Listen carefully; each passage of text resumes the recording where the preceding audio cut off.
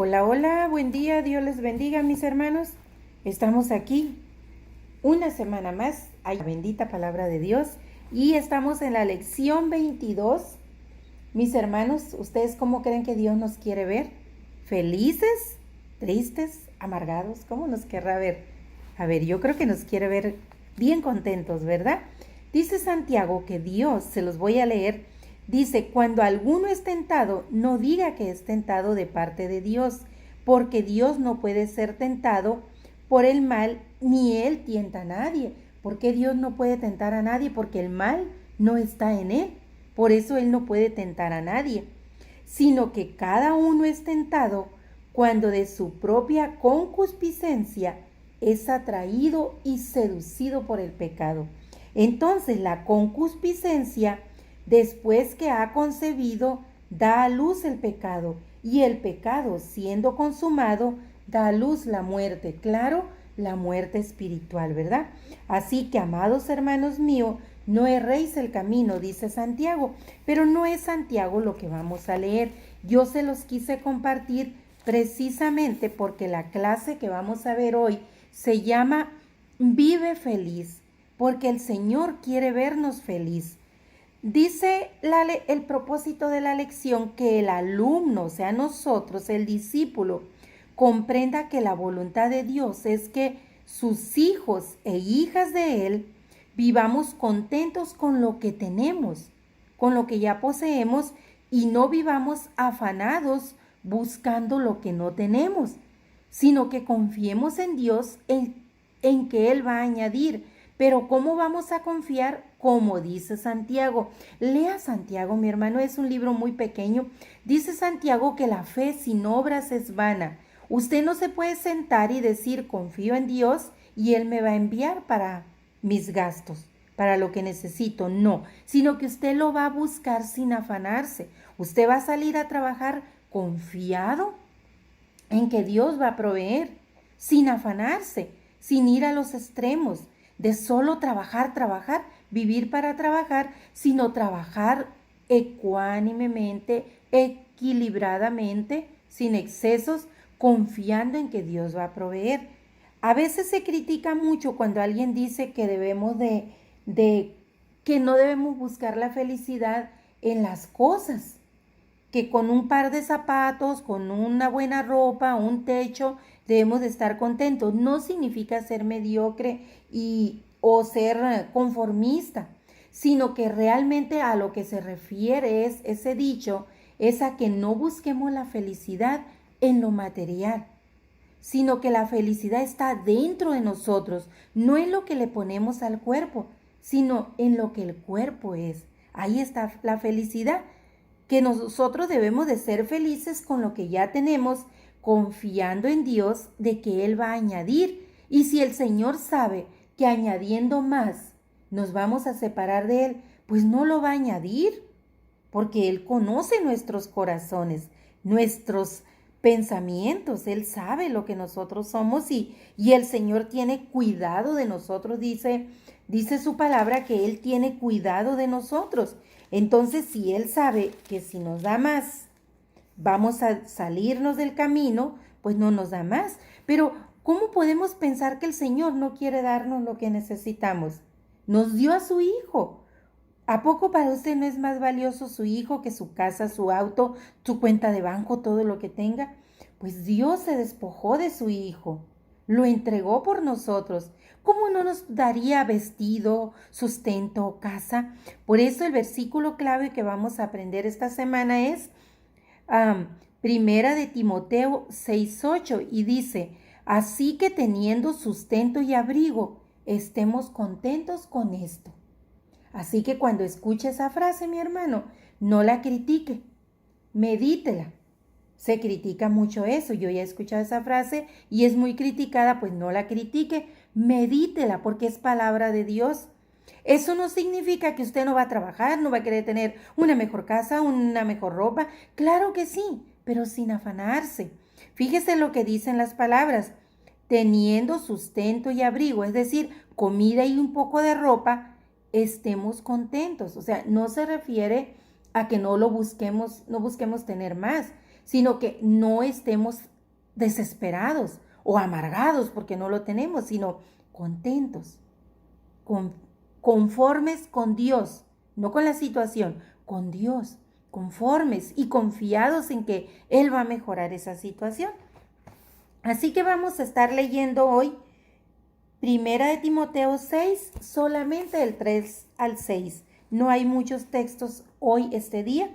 Y dice, todos los que están bajo el yugo de esclavitud tengan a sus amos por dignos de todo honor. Qué fuerte para nosotros eso, ¿verdad? En la carne entenderlo, pero tengamos a nuestros amos, en este caso hoy día a nuestros jefes. Dice, por sumo honor, para que no sea blasfemado el nombre de Dios y la doctrina. Es decir, mi hermano, si usted es un respondón, un grosero con su jefe, entonces, ¿qué le está demostrando a su jefe? ¿Qué clase de Dios es el que usted adora? Que ese Dios no la ha podido usted cambiar, o no lo ha podido usted cambiar si es varón. Entonces, por eso dice que la razón por la que nosotros nos comportamos bien con nuestros jefes es para que el nombre de Dios y la doctrina no sean blasfemados. Que no diga, ay, eres del Nazareno y mira cómo te comportas. Y esto es que tú eres un cristiano. Eso es lo primero que van a decir. Por eso dice aquí, para que el nombre de Dios no sea blasfemado, ni tampoco la doctrina en la que nosotros nos hemos estado formando espiritualmente. Y sigo leyendo hasta el 13 y dice, y los que tienen amos que son creyentes, no los tengan en menos por ser hijos de Dios, sino sírvanles mejor por cuanto son creyentes y amando a los que benefician de su buen servicio, porque esto enseña y exhorta a los demás con los que trabajamos, a nuestros compañeros. Si alguno enseña otra cosa y no se conforma a las sanas doctrinas de la palabra de Dios, nuestro Señor Jesucristo. Disculpen mis hermanos porque mi Biblia en esta parte está rota, déjenles vuelvo a leer el 3.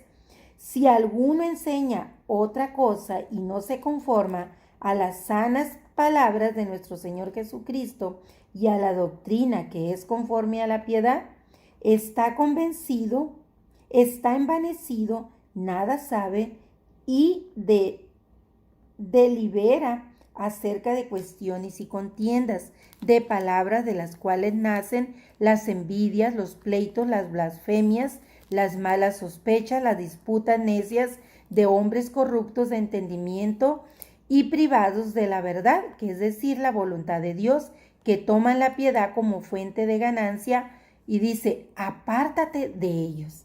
Así que mis hermanos, aquí nos dice que si nosotros, dice, cuando convivimos está hablando de los trabajos, ¿verdad? De cuando en aquel tiempo pues era esclavo y amo, pero hoy día gracias a Dios ya no. Pero está hablando de eso, que aunque el amo o el jefe en estos días no se lo merezca, nosotros tenemos que tratarlo como si tal, como si el tal se lo mereciera. ¿Por qué? Porque lo que estamos nosotros poniendo en alto es el buen nombre de Dios, y no porque Dios necesite que él sea defendido, sino por el testimonio que nosotros damos de lo que Dios ya ha hecho en nuestra vida. Sin embargo, aquí nos dice que si algunos de esas personas con las que convivimos, dice, no se comportan conforme a las palabras, a la sana palabra, a la palabra de Dios, y aquí ya nos da una lista de las situaciones en las que podemos caer, como son las palabrerías vanas, las blasfemias, los pleitos, etcétera. Dice, disputas necias, todo eso. Nosotros no caigamos en eso, dice, ¿por qué? Porque todo eso dice que esas personas lo toman, dice, como ganancia, se aprovechan de eso y nos manda que nos apartemos de eso, apartarse de ello, dice. Entonces les leo rapidito la clase, mi hermano. Ya les leí el texto bíblico, ahora les voy a leer la parte de la lección y dice lo siguiente. Dice, según el programa de las Naciones Unidas para el Desarrollo Social, Suecia es uno de los países más ricos del mundo. Dice, Este alto estado de bienestar que ha alcanzado este país debido a la implementación de una política de gobierno cuya prioridad es el individualismo, en el cual no debemos de caer nosotros, mis hermanos. No obstante, dice, esto llama la atención, Suecia figura entre los países con mayor cantidad de tradición protestante. Décadas después se ha encontrado que la riqueza, la independencia y el individualismo han derrumbado la solidaridad y han dejado como resultado la inmensa soledad que lleva a muchos al suicidio. Y eso desde hace algún tiempo creo que yo les había comentado, que todos esos países que a veces los políticos nos ponen como referencia, o la misma sociedad que las ponen como referencia, a los Países Bajos sobre todo, que sí tienen no hay corrupción, tienen unos gobiernos más justos, sin embargo aún así la gente, la sociedad tiene altos índices de depresión y de suicidio. ¿Por qué? Por el ateísmo, porque hay unos altos índices de ateísmo comparado con los demás países. Entonces, por eso nosotros, mis hermanos, debemos de no caer en el individualismo. Hay muchas personas que viven para ellos. Todo lo que sucede lo centran en ellos, en el yo, en lo que me hizo, en lo que me dijo, en cómo me vio, etcétera, etcétera. Ellos son el centro. Y por eso caen a veces en depresión, en tristezas. Hay que salir de nosotros. Tenemos que salir de ahí. Quizá todos nosotros en algún momento estuvimos ahí. Bendito sea Dios que hemos salido de ahí, porque si no, peor nos fuera. Pero es necesario reconocerlo para poder salir. Acuérdense, el centro tiene que ser Dios. Cuando el centro es Dios, pues ya no somos nosotros. Entonces no giran las situaciones en torno a nosotros, sino en torno a Dios. Una dependencia total de Dios. El sociólogo Bauman dice que los suecos han perdido las habilidades de la socialización. Al final de la independencia no está la felicidad al vacío de la vida, sino un aburrimiento absolutamente que les ha invadido a los suecos y a otros países en la misma situación política y social, de tal forma que tienen los índices más altos de suicidio y de problemas depresivos y de estrés. Frente a esta realidad, el pasaje de 1 Timoteo 6 que hemos leído nos muestra un mejor camino a través de la piedad y el contentamiento, lo que les leí hace un ratito, que nosotros debemos de alejarnos de esas personas, ¿verdad? Que viven alejados de la palabra de Dios, alejarnos de ellos y vivir contentos con lo que tenemos. Claro que sí, buscando lo que no tenemos, pero sin afanarnos. Los beneficios de la piedad, acompañada del contentamiento, dice que logra caminar como Jesús caminó. Él no tenía en la tierra grandes riquezas, y a eso nos invita aquí Timoteo, a caminar como Jesús caminó. El apóstol Pablo hizo énfasis en la piedad cuando exhortó a su discípulo Timoteo a que enseñara acerca de esto. Así pues, Pablo le dijo a Timoteo expresamente que las enseñanzas deben ser las sanas palabras que nuestro Señor Jesucristo enseñó en la tierra cuando Él vivió aquí. Cuando el Señor Jesucristo inició su ministerio, indicó en qué consiste dicha piedad. Un día cuando estaba en la sinagoga, el maestro leyó el libro de Isaías mencionando que Él daría buenas nuevas a los pobres, libertad a los cautivos, vista a los ciegos, y estas acciones muestran actos de amor al prójimo dignos de la piedad. También Jesús tuvo compasión de las multitudes cuando multiplicó los panes, y además de todos esos actos compasivos que nuestro Señor tuvo, hay grandes historias en la Biblia donde el Señor nos exhorta a ser compasivos y tener piedad por nosotros mismos y por los demás sin afanarnos. Y estos textos los podemos encontrar en Lucas 4:18, en Mateo 9:36 y en Filipenses 2:8. ¿Por qué debemos vivir con contentamiento? Se define contentamiento a una manera suficiente de vivir, con lo que tenemos, sentirnos agradados, sin preocupaciones al extremo de caer en enfermedades, en estrés o en depresión, confiando siempre en Dios, en que Él va a proveer, porque Él es la fuente del contentamiento y el sustento verdadero del Hijo de Dios, es decir, de nosotros, ¿verdad? Los convertidos. La iglesia cristiana ha sufrido a lo largo de la historia persecución desde su nacimiento, y esa circunstancia siempre produjo un gran desafío entre los hijos de Dios. Asimismo, a esto también se sumaron sucesos naturales que pudieron agudizar la situación. No obstante, y a pesar de todo ello, los primeros cristianos realizaron actos de compasión una y otra vez en Judea y sus alrededores. El contentamiento es una condición en la cual, pese a las circunstancias que vivimos, mantenemos una actitud dispuesta a servir a los demás, pero sobre todo a servir a Dios en lugar de reclamarle por la escasez que nosotros estamos viviendo. Más bien, el contentamiento es una actitud, la actitud de un hijo digno de Dios. Es decir, los verdaderos cristianos es reconocer la dependencia total del Dios Todopoderoso y que sabe que en abundancia o en escasez, en enfermedad o en bonanza, en todo y por todo, seremos enseñados por el Espíritu Santo.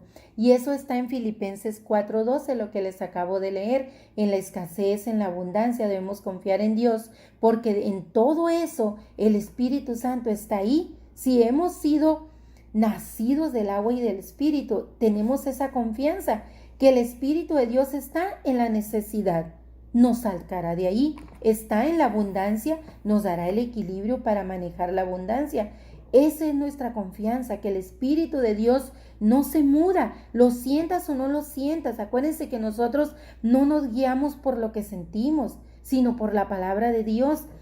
Si no, hoy oraste y no sentiste al Espíritu Santo, no significa que no estaba, porque cuando el Señor te selló con su Santo Espíritu fue para siempre. El Espíritu no se va y viene. Eso sucedía en el Antiguo Testamento, antes de la venida de Jesús. Ahí sucedía eso, antes de la venida más bien del Espíritu Santo, no de la venida de Jesús. Entonces sí, el Espíritu venía con un propósito, Dios lo enviaba y luego lo retiraba. Pero una vez que hemos nacido del agua y el Espíritu, fuimos sellados por la promesa. ¿Cuál fue la promesa que Jesús hizo antes de su ascensión? Que enviaría al Consolador y se quedaría para siempre con nosotros. No dijo lo enviaré por un tiempo, sino para siempre. Entonces fuimos sellados por la promesa. Y esa era la promesa, el Espíritu Santo. Para el que es convertido, el que no nació de nuevo no tiene el Espíritu, pero si todos nosotros ya nacimos del agua y el Espíritu, ahí está con nosotros. En problemas, Él está allí. En abundancia, Él está ahí. En necesidad, está ahí. En enfermedad, esa es nuestra confianza. No olvidemos eso, mis hermanos. Eso es lo que nos dice Filipenses 4:12. Los beneficios, ya para terminar, de la piedad y el contentamiento, en 1 Timoteo 6:6, se los voy a leer. Denme un segundo porque cambié la página. 1 Timoteo 6:6, ahí vamos a leer. Y dice lo siguiente: pero gran ganancia es la piedad acompañada de contentamiento, porque nada hemos traído a este mundo y sin duda cuando nos vayamos, nada nos llevaremos. Entonces, ¿por qué nos afanamos por tener tantas cosas si usted cuando se vaya con el Señor no lleva nada, mi hermano? Y si se muere tampoco lleva nada. ¿Cuándo ha visto un carro de mudanza atrás de una carroza? Nunca, ¿verdad? Entonces, no se lleva nada. Deje de afanarse por lo que tiene o lo que no tiene. Así que ocúpese más de su salvación. Por eso la Escritura dice, ¿cómo no cuidar esta salvación tan grande? Ocuparnos de vivir felices en esa salvación tan grande que Dios nos ha dado.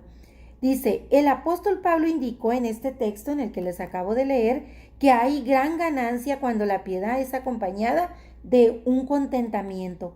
La piedad, como todo acto de amor, cuando es auténtica, siempre implica un desprendimiento de lo material. Así pues, el Señor Jesús, cuando vino y se entregó en la cruz del Calvario, se desprendió de todo. Y el apóstol Pablo nos llamó a tener ese mismo sentir. Si hay desprendimiento, la lógica humana diría, ¿qué contentamiento hay en esto? Sin embargo, Pablo nos recordó las palabras de Jesús: bienaventurado es más dar que recibir.